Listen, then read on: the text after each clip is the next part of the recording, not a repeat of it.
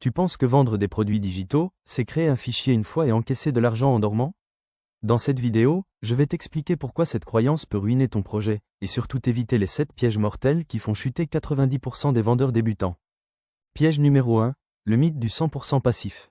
Tu l'as sûrement déjà entendu, crée un produit digital une fois, et laisse-le vendre pendant que tu dors. Ça fait rêver, non? Mais c'est justement le problème. C'est un rêve, pas un modèle de business. L'erreur classique, c'est de croire que la mise en ligne suffit. Tu passes des semaines à créer un e-book, une formation ou un template. Tu peaufines ton site, tu automatises tout avec un tunnel bien propre. Et ensuite, tu attends, tu actualises Stripe, zéro vente. Tu te dis, c'est pas censé être passif? En fait, non. La réalité, un produit digital n'est jamais vraiment passif. Voici pourquoi, le marketing ne dort jamais. Si tu ne continues pas à te montrer, les gens t'oublient. La concurrence évolue. Ce qui était utile il y a 6 mois peut paraître déjà dépassé. Le support client existe, même pour un PDF. Et si tu ignores les mails, les avis négatifs s'en chargeront. La vraie solution? Remplace le fantasme du 100% passif par une stratégie de récurrence soutenable. Automatise ce qui peut l'être, paiement, livraison, séquence mail. Mais bloque dans ton agenda 2 heures par semaine pour ton produit. Un post ou une vidéo courte pour rester visible. Un petit ajustement du contenu ou de l'offre. Et une réponse personnalisée à tes clients les plus engagés. Tu verras que ce rythme est non seulement gérable, mais qu'il crée une vraie dynamique de croissance. Petite anecdote, Aminata est freelance en design. Elle crée un super pack de templates Notion, le met en vente sur Gumroad, et le laisse tourner. Résultat, 30 ventes en 2 jours, grâce à sa communauté existante. Mais ensuite, silence radio. Elle panique, pense que son produit est « mort ». Plutôt que de l'abandonner, elle décide de publier une fois par semaine sur LinkedIn. Elle montre les coulisses, partage des témoignages, améliore les visuels. En 3 mois, plus de 400 ventes. Toujours pas passif, mais devenu prévisible et rentable. Piège numéro 2, négliger l'audience. Tu penses que ton produit est bon, donc il va se vendre. Spoiler, non. Sur Internet, la qualité ne suffit pas. Le produit parfait, sans personne pour l'acheter, reste un fichier perdu dans un coin de Drive. L'erreur classique, c'est de passer des semaines à créer le produit rêvé, sans jamais se demander qui va l'acheter. Sans audience, pas de vente. Point final, tu peux avoir le meilleur contenu du monde, s'il arrive dans le vide, il s'écrase. En réalité, tu ne vends pas juste un produit, tu vends à une audience précise avec des besoins précis. Et ça se construit avant même de vendre quoi que ce soit. Le produit vient en réponse à une attente, pas l'inverse. La vraie solution? Construis ta communauté en amont. Pas besoin de 10 000 followers, mais tu as besoin de 100 personnes engagées qui te font confiance, qui te lisent, t'écoutent, te suivent. Commence par partager ton expertise. Parle de tes idées de produits avant même de les créer. Pose des questions, écoute, interagis, tu transformes ton audience en co-créateur. Et quand tu lances, ils achètent, pas pour le PDF. Pour toi. Anecdote, Hugo, développeur no-code. Hugo crée une app de gestion de tâches. Personne ne l'achète. Il rage, puis réalise qu'il n'a parlé à aucun utilisateur potentiel. Il recommence, documente son processus sur Twitter, pose des questions, partage des mini-démos. Résultat, 800 abonnés en 2 mois. Il relance son produit, et fait 80 ventes en 48 tâches. Son audience était sa rampe de lancement. Ce piège est l'un des plus courants, mais aussi des plus faciles à corriger. Pas besoin d'être influenceur, juste humain, régulier, authentique. Piège numéro 3, oubliez le tunnel de vente.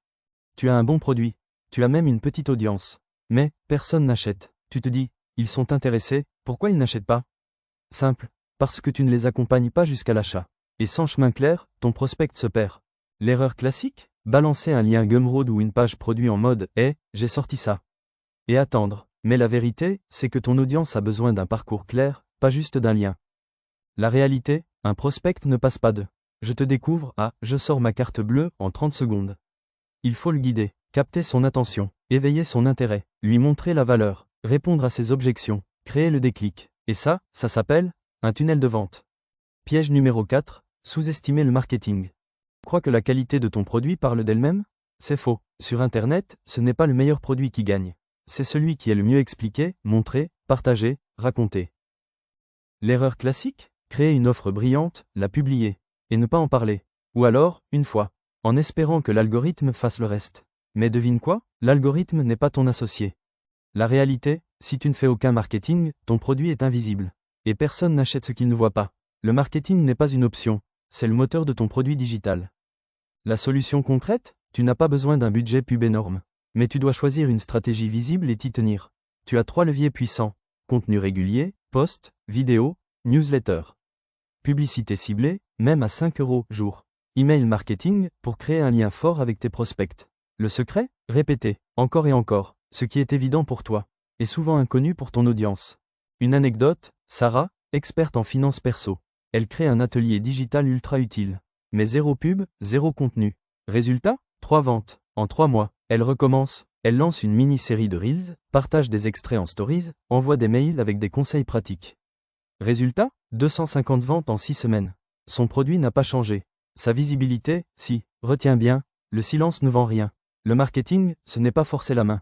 C'est montrer que tu peux résoudre un vrai problème. Piège numéro 5, oublier le support client. Tu penses que vendre un produit digital, c'est livrer et basta. Erreur fatale. Un client livré à lui-même, sans réponse, sans suivi. C'est une étoile filante, il achète une fois, et ne revient jamais. L'erreur classique? Croire qu'un PDF ou une formation préenregistrée ne nécessite aucun suivi. Tu penses, tout est clair dans la vidéo, pourquoi poser des questions? Mais si ton client ne comprend pas une partie, a un bug de téléchargement ou ne sait pas comment appliquer ce que tu dis, et que tu ne réponds pas, il se sent abandonné. Et ça, c'est pire qu'un produit médiocre, c'est une expérience négative. La réalité, le support n'est pas un bonus. C'est une partie intégrée de ton offre. Et une bonne expérience client, c'est ce qui fait la réputation de ton business digital. Aujourd'hui, un seul avis négatif peut te coûter 50 ventes. Et un client bien accompagné? Il te recommande sans que tu aies à le demander. La solution concrète? Tu n'as pas besoin d'un centre d'appel. Mais tu as besoin d'un point de contact clair et humain. Un email de support visible et qui répond sous 48 tâches. Une FAQ bien pensée, avec les questions vraiment posées. Et même une communauté Slack, Discord ou WhatsApp si ton produit s'y prête. Tu montres que tu es là, même après la vente. Et ça crée de la confiance durable. Piège numéro 6, oublier les mises à jour. Tu as créé un super produit digital. Tu l'as vendu, il a cartonné, et tu le laisses tourner. Encore, et encore. Mais le monde évolue. Et ton produit? Il doit suivre, sinon il meurt. L'erreur classique? Croire qu'un produit digital, c'est comme une statue. Fini, figé, intouchable. Tu penses, je l'ai enregistré, c'est bon pour 5 ans. Mais en réalité, ce qui était pertinent hier peut être périmé demain. Un exemple? Une formation sur Instagram d'il y a 18 mois, qui n'inclut pas réel, ni l'algorithme 2024. Résultat, mauvaise note, perte de crédibilité. La réalité, tes produits digitaux doivent vivre. Ils doivent grandir avec ton audience, ton expertise, et l'évolution du marché. Un produit non mis à jour, c'est comme un logiciel sans patch de sécurité. Il devient dangereux pour ta marque. La solution concrète? Adopte un réflexe de maintenance. Pas besoin de tout refaire. Mais fais, au minimum, un audit rapide tous les 3 à 6 mois. Une version V2, quand un changement majeur survient. Et une communication claire, mise à jour disponible. Bonus. Tu peux même l'utiliser comme levier marketing. Une mise à jour, c'est une occasion de relancer ta communauté. Et de montrer que tu prends soin de ce que tu vends. Piège numéro 7, vouloir tout faire toi-même. Tu crées ton produit. Tu fais la page de vente, les visuels, les emails, le site, le tunnel. Tout, seul, et tu crois que tu économises. Mais en réalité, tu perds du temps, de la qualité, et des ventes. L'erreur classique? Croire que tu dois tout maîtriser avant de lancer. Parce que, personne ne fera mieux que toi. Ou, ça coûte trop cher de déléguer.